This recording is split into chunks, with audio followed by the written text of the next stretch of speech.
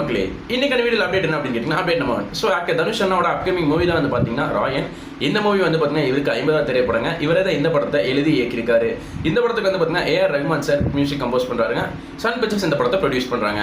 So இந்த படத்தினுடைய first single track வந்து பார்த்தீங்கன்னா இன்னைக்கு ரிலீஸ் பண்ணியிருக்காங்க. அது மட்டும் இல்லாமல் இந்த மூவி வந்து பார்த்தீங்கன்னா ஜூன் 13 தியேட்டர் ரிலீஸ் ஆக போகுதுன்னு சின்ன போஸ்டர் ரிலேட்டும் கன்ஃபார்ம் பண்ணியிருக்காங்க. Update number 2. So actor Kamal Haasan சாரோட ஒன் ஆஃப் தி மூவி தான் வந்து பார்த்தீங்கன்னா தக் லைஃப்.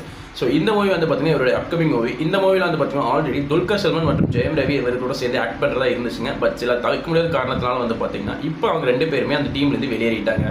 அதுக்கு பதிலாக துல்கர் சல்மானோட ரோல் வந்து பார்த்தீங்கன்னா நம்ம எஸ்டிஆர் சார் ரீப்ளேஸ் பண்ணியிருக்காங்க. அதுக்காக சிலதாக ஒரு ப்ரோமோ வீடியோ ரிலீஸ் பண்ணி டீம் சைட்லேருந்து கன்ஃபார்ம் பண்ணியிருக்காங்க. அடுத்ததாக ஜெயம் ரவி சாரோட ரோலுக்காக வந்து பார்த்தீங்கன்னா அசோக் செல்வன் கூட பேச்சுவார்த்தை போயிட்டு இருக்கிறதா வந்து பார்த்தீங்கன்னா பேசிக்கிட்டு இருக்காங்க. ஸோ கூடிய சீக்கிரத்தில் அதுக்கான அனௌன்ஸ்மெண்ட்டும் வந்து பார்த்தீங்கன்னா நம்ம எதிர்பார்க்கலாம். ஸோ தொடர்ந்து இந்த மாதிரி கோலிவுட் சினிமாவோட அப்டேட் தெரிஞ்சுக்கிறதுக்கு மறக்காம நம்ம திரைப்பட பேஜை சப்ஸ்கிரைப் பண்ணி ஃபாலோ பண்ணிருங்க.